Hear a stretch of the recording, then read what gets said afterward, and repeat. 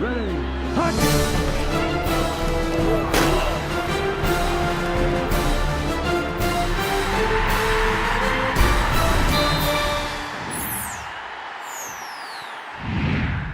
Oklahoma came into Waco on Saturday evening having never lost to Baylor, a perfect 20-0 against the Bears. Still led by a dynamic, brilliant track star of a quarterback named Robert Griffin III, these Bears sported a 5-0 record at home and one of the most prolific offenses in the nation. And there's no way the Sooners could come in overconfident, not after witnessing that shocker involving their in-state rival on Friday night, which made it perfectly clear that anything can happen in the Big 12 this season. Coming in off a bye week, Bob Stoops' boys would try to adapt to life without Ryan Broyles. It seemed a bit flat before the game, not something you want to be when trying to defend the wizardry of RG3. And another significant injury struck OU early when jolting junior Ronell Lewis had to be helped off the field in the second quarter. Diagnosed with a sprained MCL, Lewis is expected out for the remainder of the regular season. Sooners defense picked up the slack, though, here in the third quarter, as Baylor went for it on 4th and 1 from its own 33. Junior defensive end David King put a stop to that, and OU took over in prime position. From there, it took OU all of 2 plays to score. First, Landry Jones connected with Kenny Stills for a gain of 31, all the way down to the 1. On the next play, Blake Bell came in to run the Bell-dozer and scored his second touchdown of the game. OU led 24-17. 11-11 remaining in the third.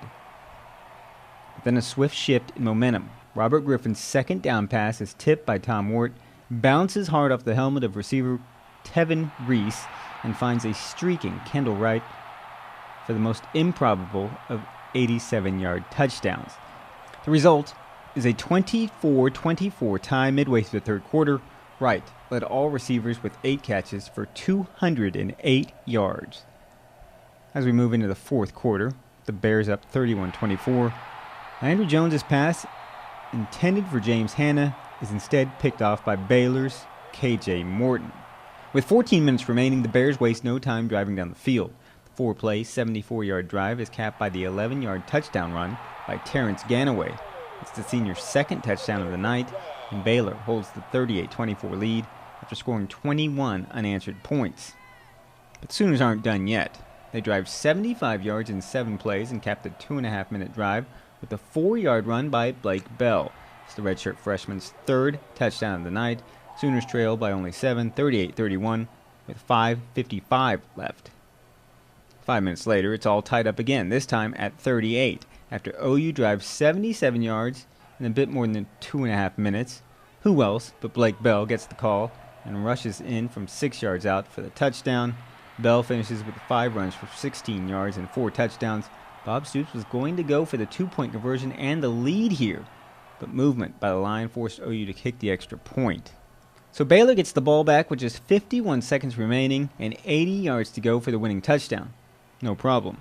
RG3 scrambles around and avoids the Sooners' rush before throwing back across his body and across the field off his back foot 34 yards to Terrence Williams in the end zone for the go-ahead score with only 8 seconds remaining. Baylor leads 45-38. Griffin completed 21 of 34 passes for a school record 479 yards and 4 touchdowns with no interceptions. He also ran 18 times for 72 yards. His 551 yards of total offense is also a school record. OU fumbles the ensuing kickoff and Baylor gets the win over Oklahoma for the first time in the program's history. OU finished with 605 yards of total offense. Baylor finished with 616. Afterwards, Bob Stoops insisted his team was well prepared and ready to play. In the end, I really felt our team came in prepared. We had a really good week of work, came in ready to play, and in the end of the day, they coached better than we did. They played better than we did. We fought back. I never questioned our players' want to and fight. And in the end, they made a few more big plays than we did, and that's the difference in the game. It was kind of hit or miss, Baylor's doing good things up front, So, offensively, stuff like that happens, and you got to pick it up in the pass game whenever the run game's not there a little bit. And so I didn't do a good enough job tonight, and I wish I would have played better. Wow, I'm kind of lost for words right now. It's a tough loss. You know, it hurts all of us. But we just got to come back and rebound. You know, we didn't start fast early.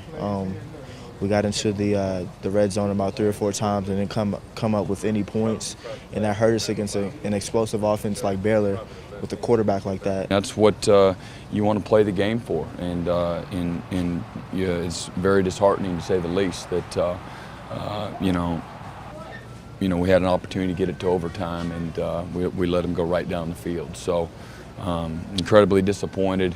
Feel bad for the players.